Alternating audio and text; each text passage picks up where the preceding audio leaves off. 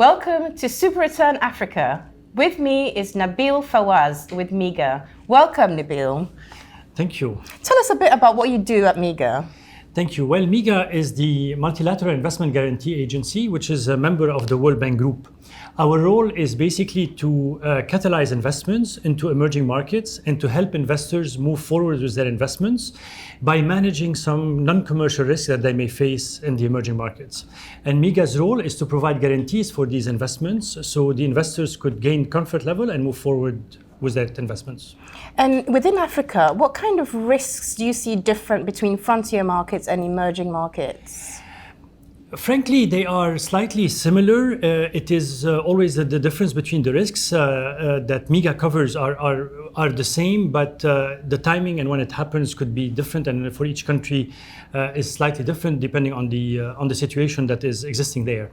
What MIGA does is we are covering the risks of against the risk of expropriation and outright nationalization or confiscation of the assets. We cover against the risks of loss due to inability to transfer the money or to convert the local currency earnings of an investors into foreign exchange and transfer it.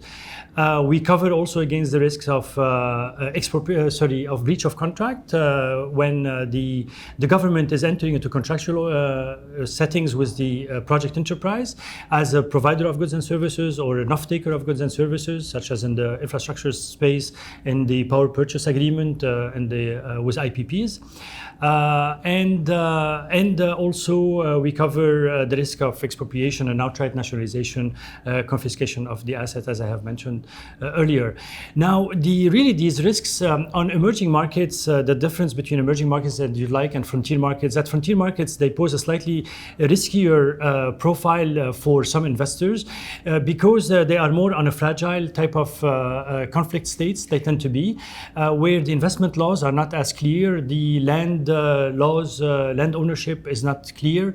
Also, the ability to transfer their money or to convert it tend to be also not clear. So we feel that in these type of cases in the frontier markets, the investors tend to demand the higher returns because they view the risk as higher. However, we are trying to help out in managing some of these risks to lower the returns and at least make the investment a bit more financially viable and acceptable when they're moving forward into these markets.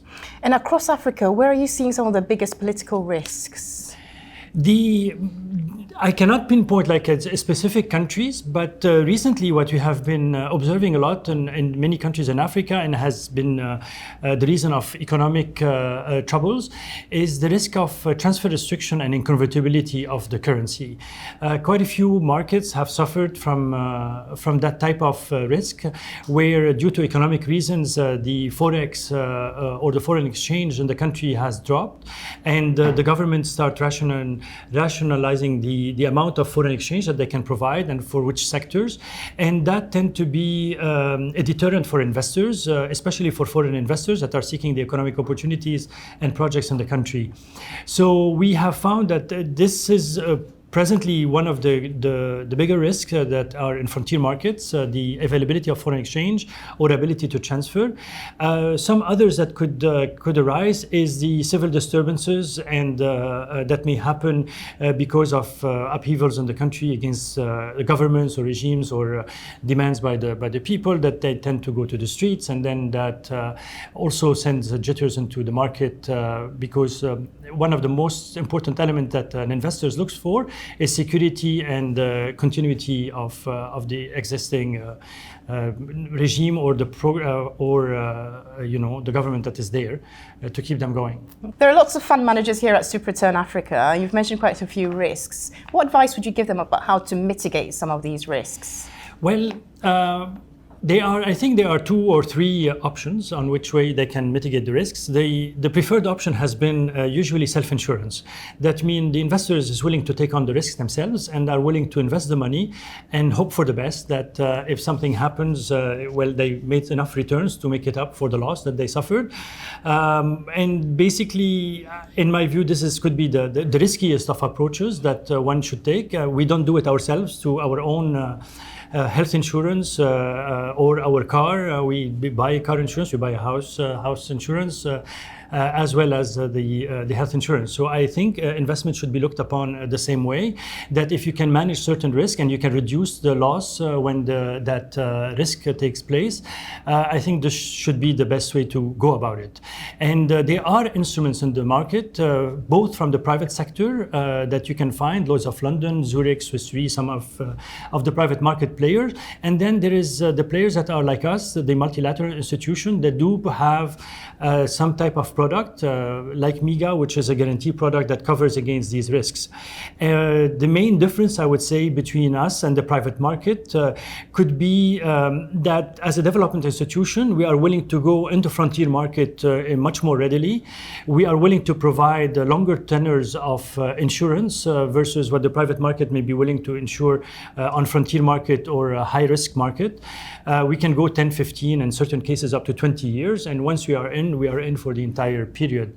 And there is also the government institutions, such as the export credit agencies, that do provide the same type of risk insurance also, where the private market should also seek that type of cover if needed. And I believe between the these three institutions, the private market, the development finance institution like MIGA, and the export credit agency should be sufficient to manage those risks. And it beats definitely the idea of self-insuring and taking the risk on their own in these markets. Great advice. And which markets are you seeing more investment activity going on? We are...